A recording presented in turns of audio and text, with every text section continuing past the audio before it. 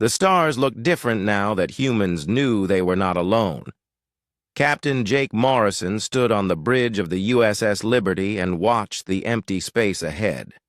Somewhere out there, alien ships waited for his answer. 3 weeks ago, everything changed. The aliens called themselves the Zephyrian Confederation. They had 12 different species working together. They controlled most of this part of the galaxy.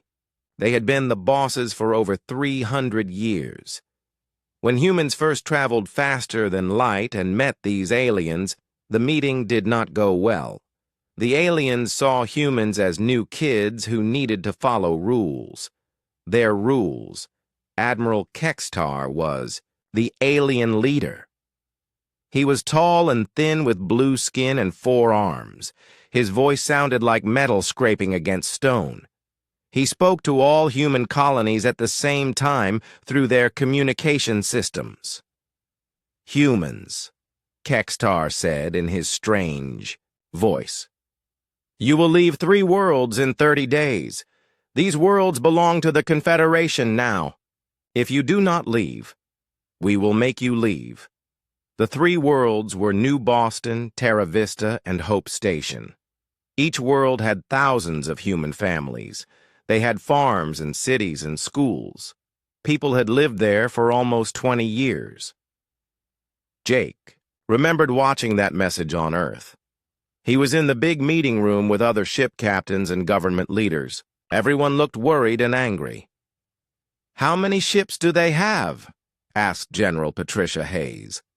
Our scouts counted about 3,000, said Admiral Robert Kim. We have maybe 70 ships that can fight in space. The room went quiet. 3,000 ships against 70 ships. The numbers were not good. What kind of weapons do they use? Jake had asked. Energy beams mostly, said Dr. Alex Chen, who studied alien technology. Big, powerful lasers and plasma cannons. Their ships are huge.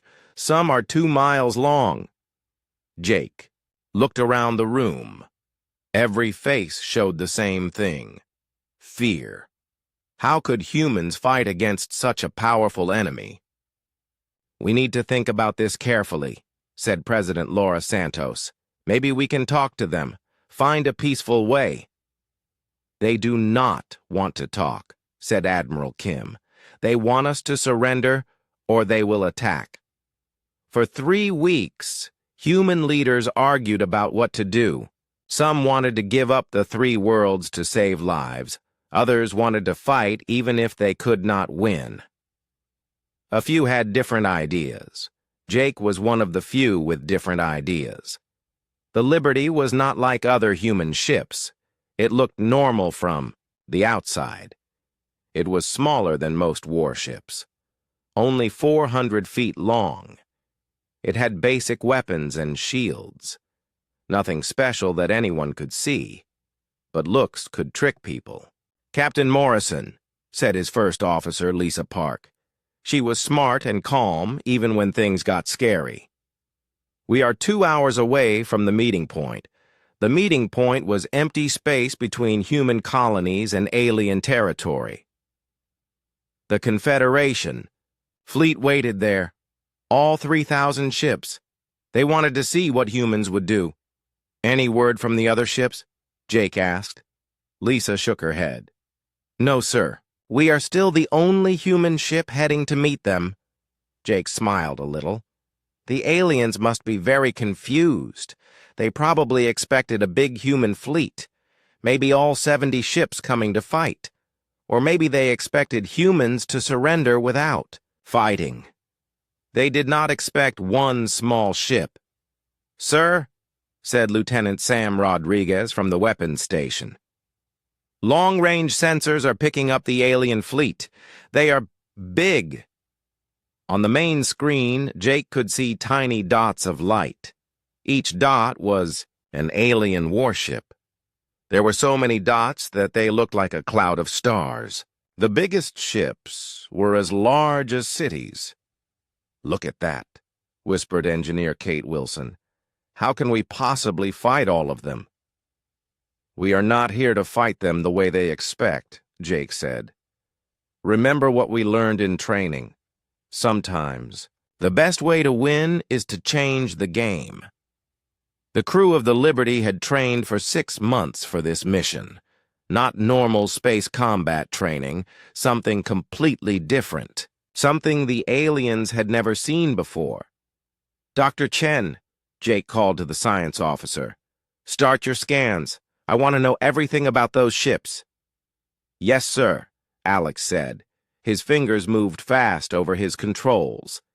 "Beginning detailed analysis of their energy signatures and shield frequencies."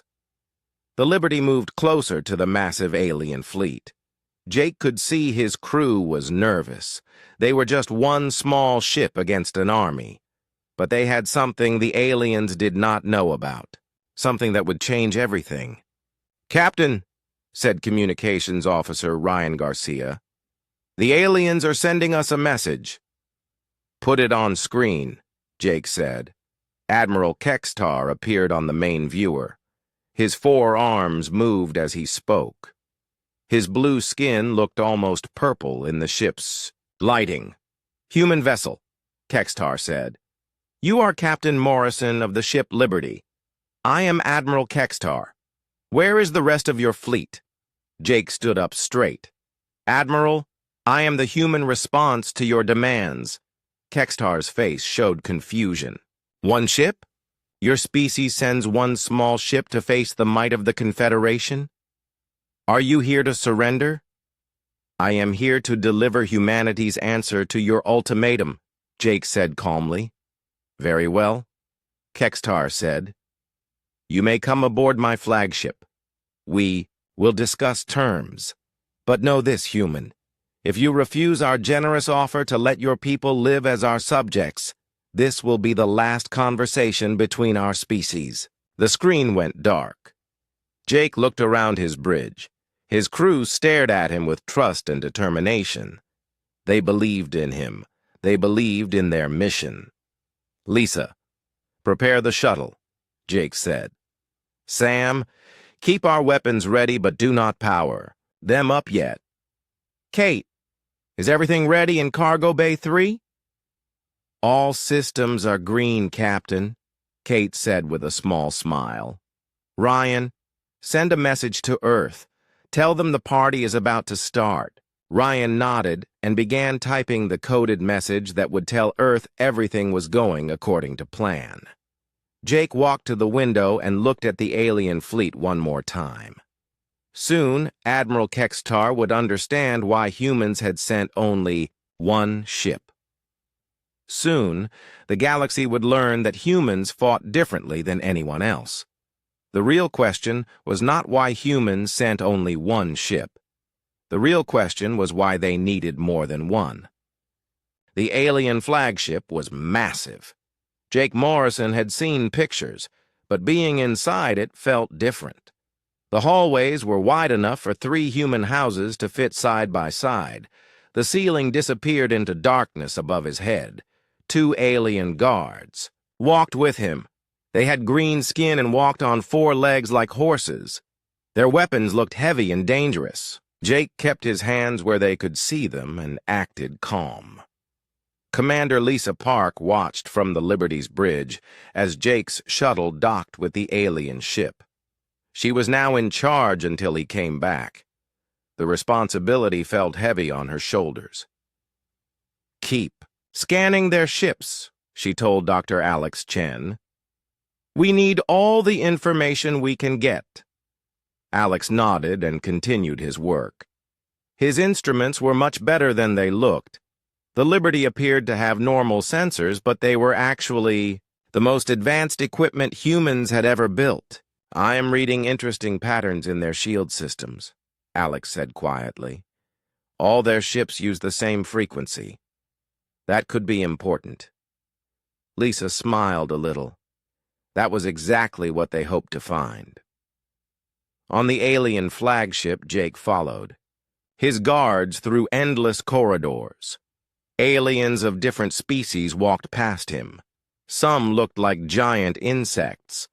Others had fur and sharp teeth.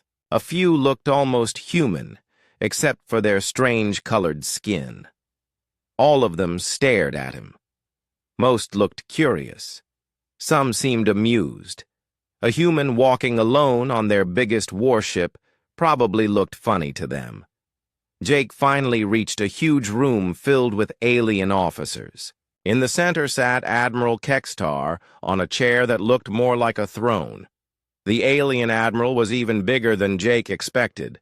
His forearms moved constantly as he studied the human visitor. "Captain Morrison," Kextar said in his metal voice.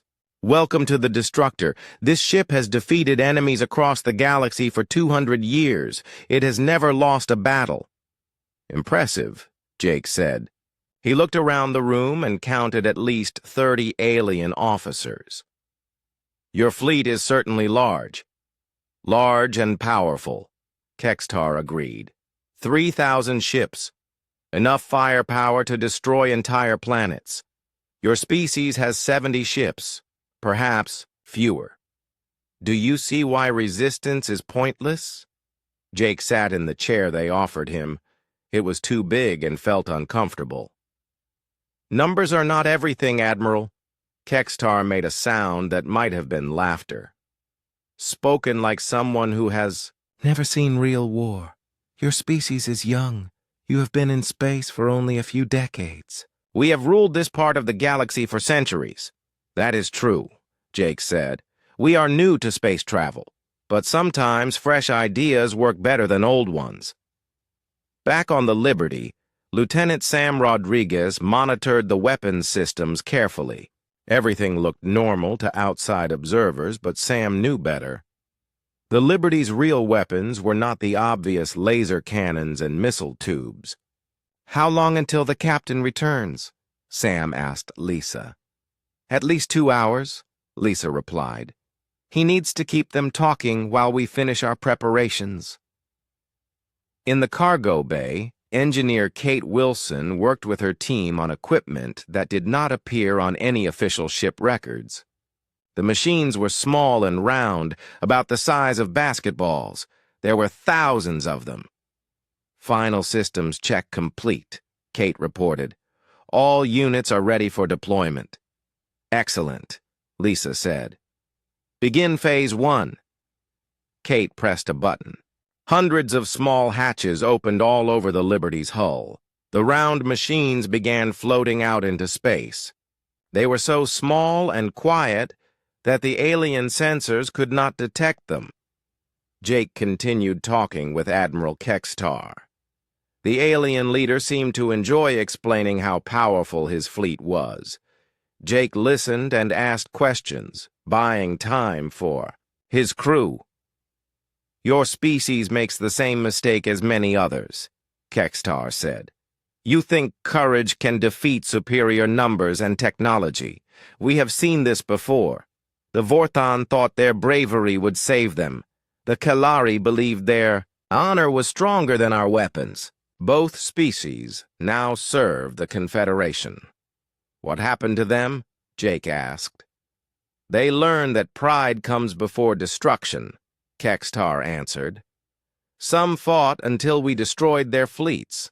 Others surrendered when they saw the hopelessness of their situation. Both groups ended the same way, as subjects of the Confederation." Jake nodded as if he understood. "And you offer humans the same choice?" "Indeed. Surrender now and your people will live. They will work for us, follow our laws, and give us tribute. But they will live. Fight us, and we will destroy every human ship and colony until nothing remains but dead worlds and space debris." Communications Officer Ryan Garcia received a coded message from Earth. The message looked like routine diplomatic updates, but the hidden meaning was clear. Everything was ready on the human side. All colonies had been evacuated to hidden locations. The real human fleet was positioned where the aliens could not find them. "Send confirmation," Lisa ordered quietly. Ryan typed a response that looked like standard diplomatic language.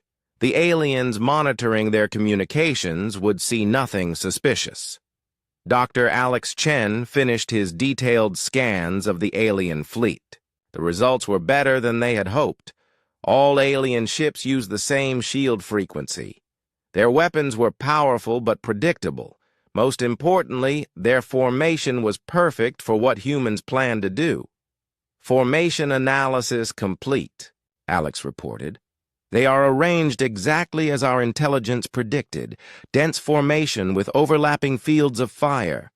Classic Confederation battle doctrine." "Perfect," Lisa said. "That makes them sitting ducks for our approach." The small machines Kate had released continued spreading through space around the alien fleet. Each one was equipped with tiny thrusters that made almost no noise. They moved slowly and carefully to avoid detection. Jake looked at his watch. 2 hours had passed since he arrived on the alien flagship. It was time to move to the next phase. "Admiral Kextar," Jake said, "I have heard your offer. Now I will give you humanity's response." The alien admiral leaned forward in his throne. All the other alien officers stopped talking and listened. "Humanity rejects your ultimatum," Jake said clearly. "We will not surrender our colonies. We will not become your subjects, and we will not be intimidated by your threats." The room went completely silent. Kextar's 4 arms stopped moving. His face showed surprise, then anger. "You refuse?" Kextar asked. "One small ship against 3,000 and you choose to fight?" "We choose to defend ourselves," Jake corrected. "There is a difference." Kextar stood up from his throne. He was even taller than Jake thought. "Very well, Captain Morrison. You have made your choice. Return to your ship. You have 1 hour to say goodbye to your crew before we destroy you. After that, we will proceed to human space and teach your species the price of defying the Confederation." Jake stood and bowed slightly. "Thank you for your hospitality, Admiral. I hope you remember this conversation." "I will remember it as the moment your species chose extinction over wisdom," Kextar replied.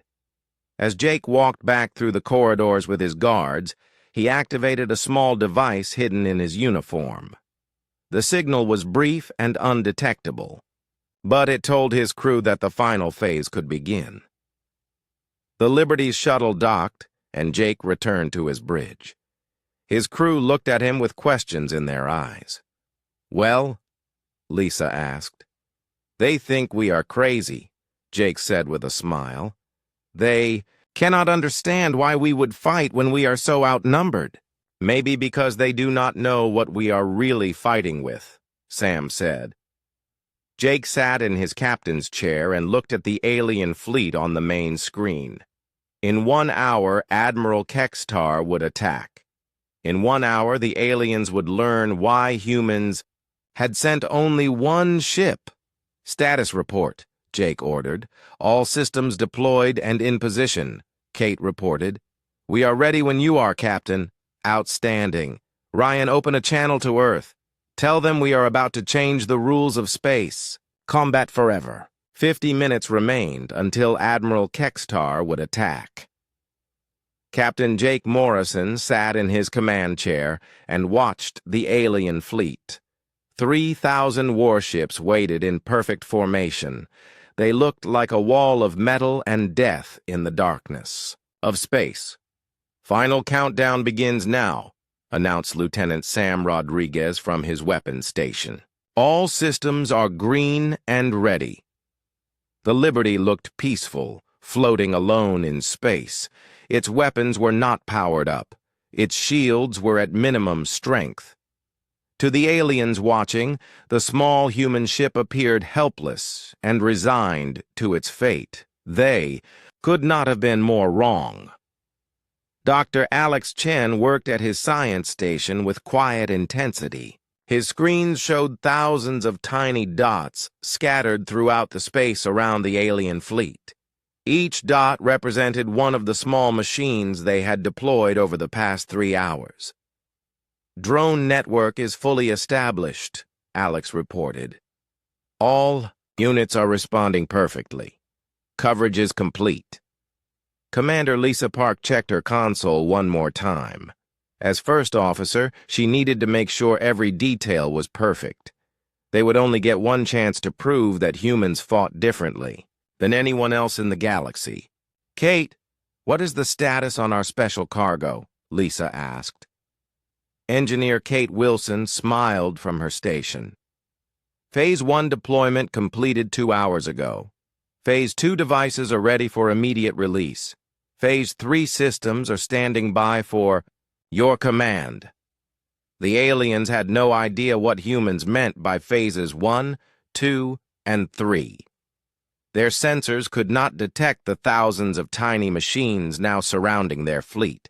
Each machine was smaller than a basketball and made from materials that absorbed scanner beams instead of reflecting them. Communications Officer Ryan Garcia received another coded message from Earth. The message looked like standard military communication, but hidden inside were activation codes and final targeting instructions. Earth confirms all targets are locked and ready, Ryan reported quietly. Human fleet is in position at Rally Point 7. They are waiting for our signal. Jake nodded. The plan was working perfectly so far. The aliens thought humans had only sent one ship because they were weak or desperate. The truth was much more interesting. On the alien flagship, Admiral Kextar studied reports from his officers. Every scan showed the same thing. One small human ship with basic weapons and weak shields. No other human vessels anywhere in the area. Are you certain they have no reinforcements? Kextar asked his sensor officer. Absolutely certain, Admiral, the officer replied. Long-range scans show nothing within 20 light years. If other human ships were coming, we would detect them days before they arrived. Kextar felt satisfied. The humans were either very brave or very stupid. Either way, they would be dead soon. After destroying their ship, his fleet would proceed to human space and end this problem permanently. Weapons systems, Kextar ordered. Prepare to fire on the human vessel.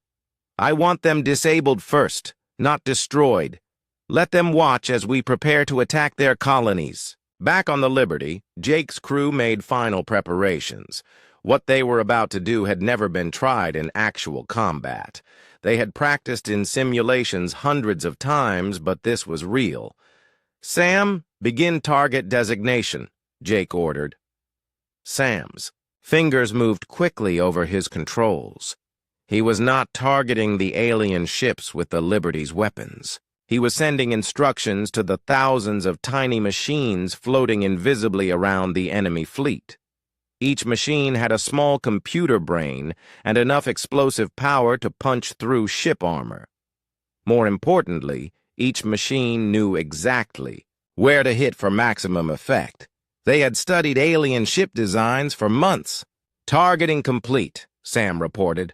All drones have received their assignments. 3 targets per ship for maximum effectiveness. Dr. Alex Chen monitored the alien fleet's energy patterns.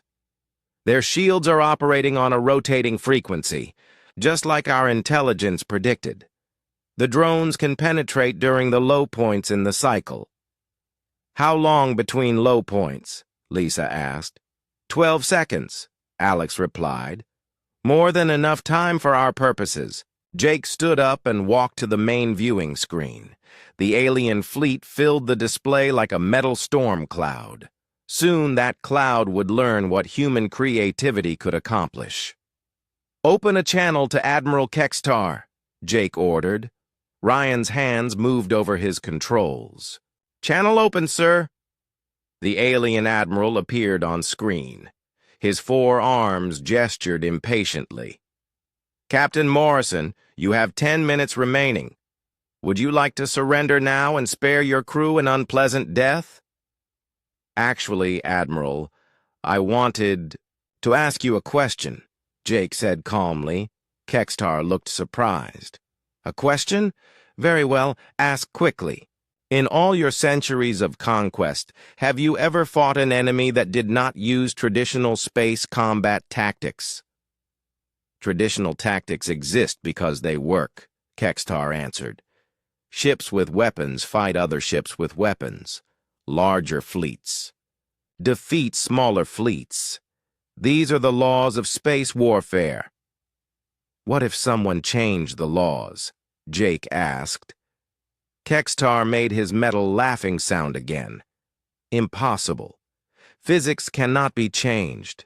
Mathematics cannot be ignored. You have one ship. We have 3,000. The outcome is certain. You are right about physics and mathematics, Jake agreed. But you are wrong about something else. What am I wrong about? Jake smiled. You think we brought one ship to fight. Your 3,000 ships. But we did not bring a ship to fight ships. We brought a ship to fight empty space. Kextar's face showed confusion. That makes no sense, human. You will understand in about 5 minutes, Jake said. Thank you for the conversation, Admiral. It has been very educational. Jake cut the communication link. On the alien flagship, Kextar stared at the dark screen with growing anger and confusion. What did he mean about fighting empty space? Kextar asked his officers. None of them had an answer. Jake returned to his command chair. All stations prepare for demonstration. Kate, begin Phase 2 deployment. New hatches opened on the Liberty's hull. More machines floated out into space, but these were different. They were even smaller and moved much faster. Within minutes, they had spread throughout the area around both fleets. Phase 2 complete, Kate reported. Network density is now at optimal levels. Alex, what are the aliens doing? Jake asked. They are powering up weapons and moving into attack formation, Alex replied. Standard Confederation tactics. They plan to surround us and fire from all directions at once. Perfect, Jake said. That puts them exactly where we want them. Lisa checked her console one more time. All systems report ready. Drone network is active and waiting for orders. Phase 3 deployment systems are standing by. Sam, prepare to execute, Jake ordered. Sam placed his hand on a control that looked like a normal weapons trigger. But it was not connected to the Liberty's laser cannons or missile tubes. It was connected to something much more revolutionary.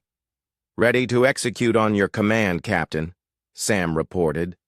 Jake looked around his bridge one last time. His crew was calm and professional.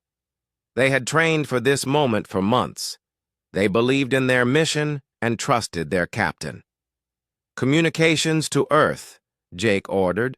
Send the message. Thunder rolls. Then open a channel to all alien ships. Ryan sent the coded message to Earth, then opened communication channels to the entire Confederation fleet. Admiral Kextar and 3,000 alien captains could hear what Jake was about to say. Admiral Kextar and ships of the Confederation, Jake announced. You asked why humanity sent only one ship. You are about to learn the answer. What you are about to see will change space warfare forever. Remember this moment. Jake looked at Sam and nodded. Execute, Jake ordered quietly. Sam pressed the trigger. The space around the Confederation fleet suddenly came alive with thousands of tiny lights. Each light lasted only a fraction of a second, but together they created a display like the biggest fireworks show in history. Admiral Kextar watched from his flagship's bridge as his fleet began to die around him. Not die exactly, but become helpless. The tiny explosions were perfectly placed and timed. They hit shield generators, weapon power conduits, and engine control systems with surgical precision. What is happening? Kextar demanded from his officers. Unknown, Admiral, replied his weapons officer, panic rising in his voice. Small explosions are occurring throughout the fleet. Our shields are failing. Weapons are going offline. On the Liberty, Captain Jake Morrison watched calmly as his plan unfolded perfectly. Dr. Alex Chen monitored the results from his science station. Direct hits on 97% of primary targets, Alex reported. Shield generators are failing across the entire enemy fleet. Weapon systems are going dark. Lieutenant Sam Rodriguez continued coordinating the attack from his weapon station. But this was unlike any space battle in galactic history. Sam was not firing lasers or missiles from the Liberty. He was controlling thousands of tiny machines that had been waiting invisibly around the alien ships. Phase 2 drones have completed their missions, Sam reported. Enemy fleet is now defenseless. Beginning Phase 3 operations. Engineer Kate. Wilson released the final wave of machines from the Liberty's cargo bays. These were different again. Smaller and faster than the others. They moved like metal insects through space, swarming toward specific targets on each alien ship. "What are those things?" screamed the sensor officer on Kextar's flagship. "They are too small for our weapons to target effectively." Commander Lisa Parks smiled as she watched the alien fleet's desperate attempts to fight back. Their huge weapons were designed to destroy other large ships. They could not hit targets the size of tennis balls moving at high speed. Communications. "Array on the flagship is down," reported Communications Officer Ryan Garcia. "They cannot coordinate their remaining ships." The Phase 3 machines reached their targets and began their work. Instead of exploding, they attached themselves to the alien ships and started cutting through hull plating with focused energy beams. Within minutes, they had created thousands of small holes in every ship. "Hull breaches throughout the fleet," Alex reported. "Nothing life-threatening, but their ships are losing air pressure in non-critical areas. Emergency containment systems are activating everywhere." Jake stood and walked to the main viewing screen. The mighty Confederation fleet that had seemed so powerful an hour ago now looked like a collection of broken toys floating in space. Emergency lights flashed on every ship. Some vessels were drifting without power. Others fired their weapons randomly, trying to hit enemies they could not see. "Open communication to Admiral Kextar," Jake ordered. Ryan worked at his controls. "I am getting through on emergency frequencies only, sir. Their main communications are down." Admiral Kextar appeared on the screen. His face showed a mixture of rage, fear, and complete confusion. Behind him, alien officers ran back and forth, trying to deal with emergency reports from all over their ship. "What have you done?" Kextar demanded. "What kind of weapons are these?" "They are not weapons in the way you understand weapons," Jake replied calmly. "They are tools. Small, intelligent tools that can think for themselves and work together." "Impossible," Kextar said. "Nothing that small could penetrate our shields and armor." "Your shields and armor are designed to stop big attacks from big weapons," Jake explained. "They are not designed to stop thousands of tiny attacks happening at the same time." Dr. Alex Chen had been monitoring alien communications across their entire fleet. What he heard was chaos. Ship captains reporting to each other that their vessels were disabled. Weapons officers confirming that their systems were down. Engine room crews trying to restore power that had been carefully cut by the human machines. "Admiral," Alex reported to Jake, "I am detecting massive communication traffic between alien ships. They are trying to coordinate some kind of response, but most of their command systems are offline." Jake nodded. "Any ships still capable of fighting?" "None." "With full capability," Alex replied. "A few still have partial weapons, but no shields and limited power. They cannot mount an effective attack." On the alien flagship, Kextar received reports from his fleet commanders. Every report was the same. Ships disabled, weapons offline, crews unharmed but helpless. "Admiral," said his tactical officer, "request instructions. Should we attempt to retreat?" "With what?" Kextar replied bitterly. "Half our ships have no engine power. The other half cannot navigate properly without their computer systems." Jake decided it was time to explain what had really happened. "Admiral Kextar, you asked why humans sent only one ship. The answer is simple. We did not send a ship to fight your ships. We sent a ship to deploy a new kind of warfare." "Explain," Kextar demanded.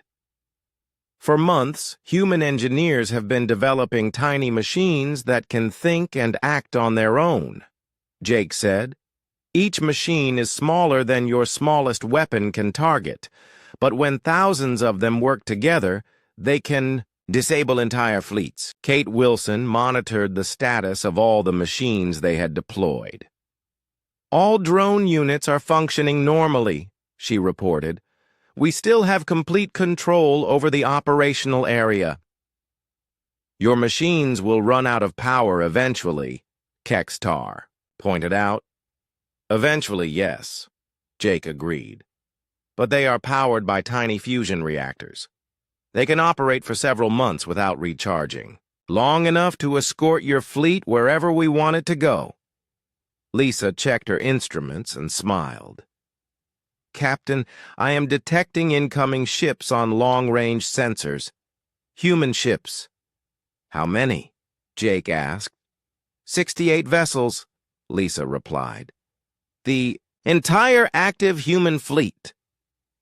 Jake turned back to the screen where Admiral Kextar waited. "Admiral, you now have a choice. You can surrender your fleet peacefully and allow us to escort you back to Confederation space.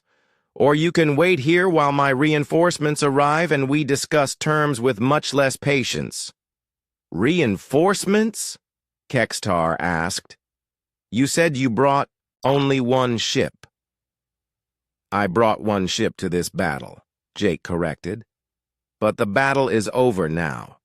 Those ships coming are not here to fight. They are here to make sure you understand that the rules of space warfare have changed forever." Communications. Officer Ryan Garcia received a priority message from the approaching human fleet. "Captain, Admiral Kim sends his compliments and requests permission to begin salvage operations on the disabled alien vessels." "Tell Admiral Kim that salvage can begin once Admiral Kextar agrees to our terms," Jake replied. On his flagship, Kextar looked around at his disabled fleet. His officers waited for orders. But what orders could he give? Their mighty Confederation fleet had been defeated by weapons they could not see, could not target, and could not understand. "What are your terms?" Kextar asked finally. "Simple," Jake replied. "Your fleet will return to Confederation space immediately. You will report to your government that the 3 disputed worlds remain under human control, and you will inform your leaders that any future attacks on human territory will be met with the same response you experienced today. And if we refuse?" Jake's voice became cold and hard. "Then we will demonstrate what these machines can do when we program them for destruction instead of just disabling your ships." Kextar understood the threat. The human machines had been careful to avoid killing anyone. They had targeted only ship systems, not crew areas. But if they wanted to, they could probably cut through the hull into areas where aliens lived and worked. "I will need to communicate with my government," Kextar said. "You have 2 hours," Jake replied. "After that, my patience ends, and Admiral Kim begins asking much more difficult questions." The communication ended. Jake sat back in his command chair and looked at his crew. They had done something that had never been done before.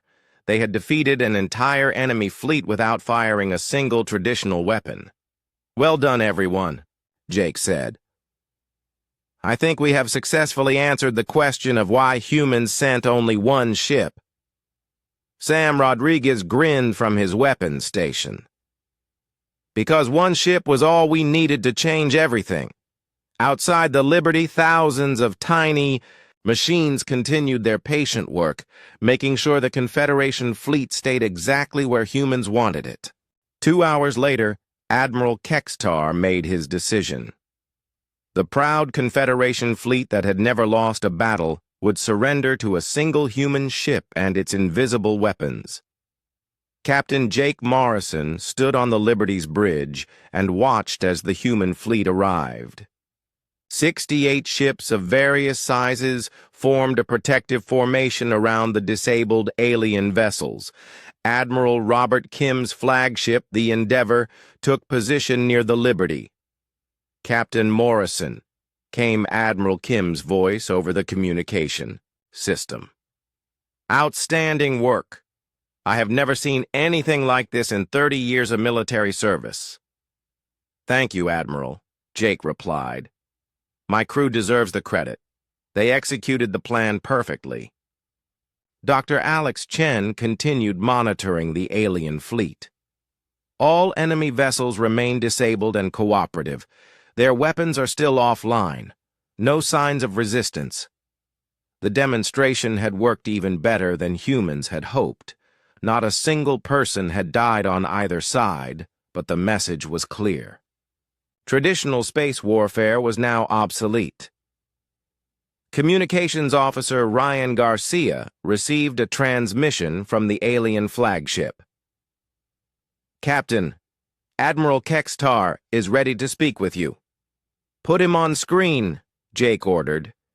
Admiral Kextar appeared, looking tired and defeated. His 4 arms hung limply at his sides. Behind him, his bridge crew worked quietly at emergency stations.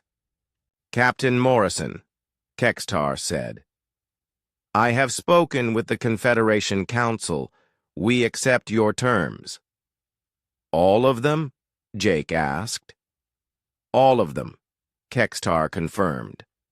"Our fleet will return to Confederation space immediately. The 3 disputed worlds will remain under human control, and we will inform our government about what happened here today." Jake nodded. "Good. But there is one more thing, Admiral." Kextar's face showed concern. "What else do you want?" "I want you to understand something important," Jake said. "Today was a demonstration. We could have destroyed your entire fleet in the same amount of time it took us to disable it. The machines you cannot see are still out there, still following orders, still watching your ships." "What is your point?" Kextar asked.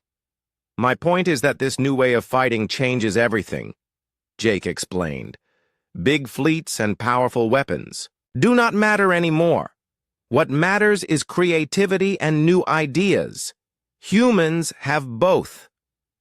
Engineer Kate Wilson monitored the status of their deployed machines. "All drone units continue normal operations. They are ready for new orders whenever you give them." Lieutenant Sam Rodriguez had been thinking about the bigger picture. "Captain, what happens when other species learn about this technology?" Jake smiled. "That is the beauty of it, Sam. The technology is not really the secret. The secret is thinking differently about warfare. Most species in the galaxy fight the same way they have for thousands of years. Humans had to learn something new." Commander Lisa Park pulled up tactical displays showing the positions of both fleets. "The alien ships are beginning to form up for departure. Their engines are coming back online." Jake had programmed the machines to restore basic ship functions after the aliens agreed to surrender. Life support, engines, and navigation systems were working again. Weapons and shields would stay offline until the Confederation fleet was far from human space. Admiral Kim's voice came over the communication system again. "Jake, I have orders from Earth. They want a full report on the new weapons systems, every detail. Of course, Admiral, Jake replied.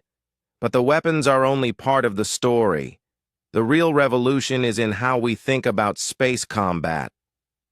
The alien flagship Kextar prepared his own report for the Confederation Council. How could he explain that 3,000 ships had been defeated by weapons no one could see? How could he make them understand that everything they knew about warfare had changed in a single afternoon? Admiral, said his tactical officer, what do we tell the other species in the Confederation?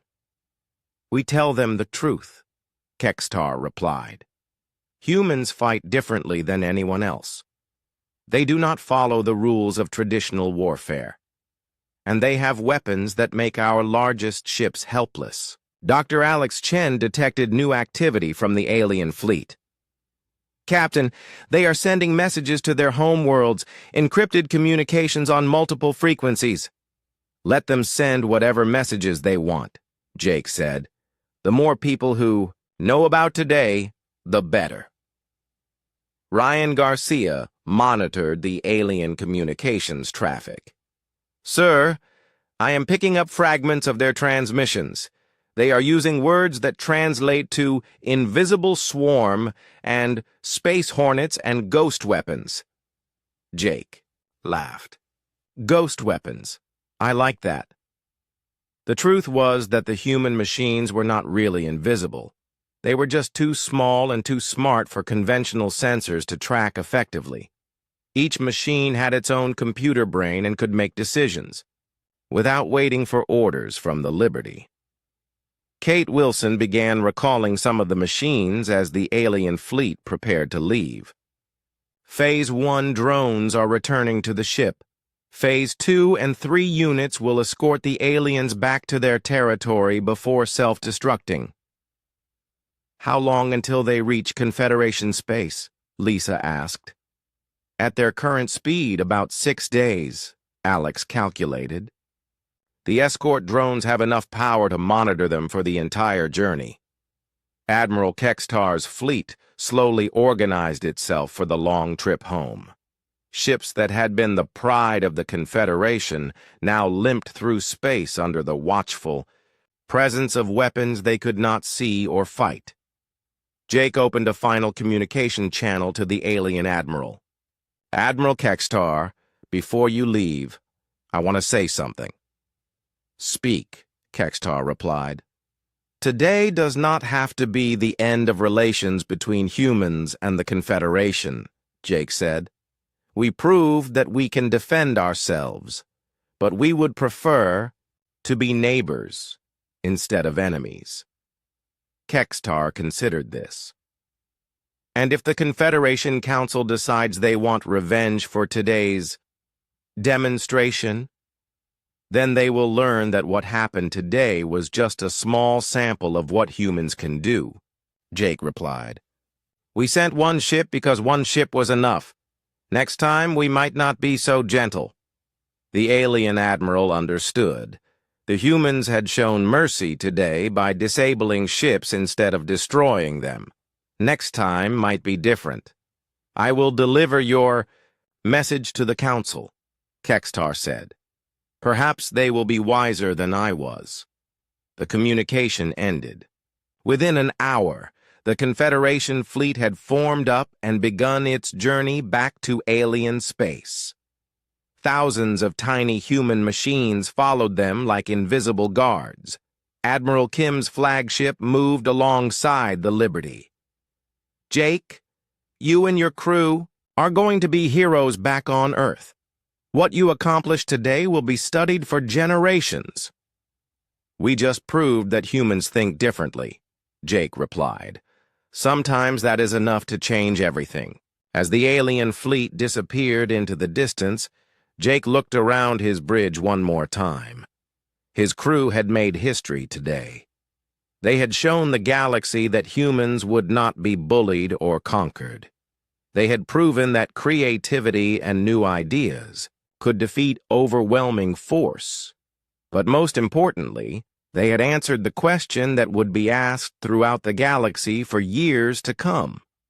Why did the humans send only one ship? Because one ship was all they needed to change the rules forever. The Liberty turned toward home, leaving behind a galaxy that would never be the same. In the weeks and months that followed, word of the human victory spread to every species and every world. The age of traditional space warfare was over. The age of human innovation had begun, and it all started with the question, just one ship? Why did the humans send only one ship?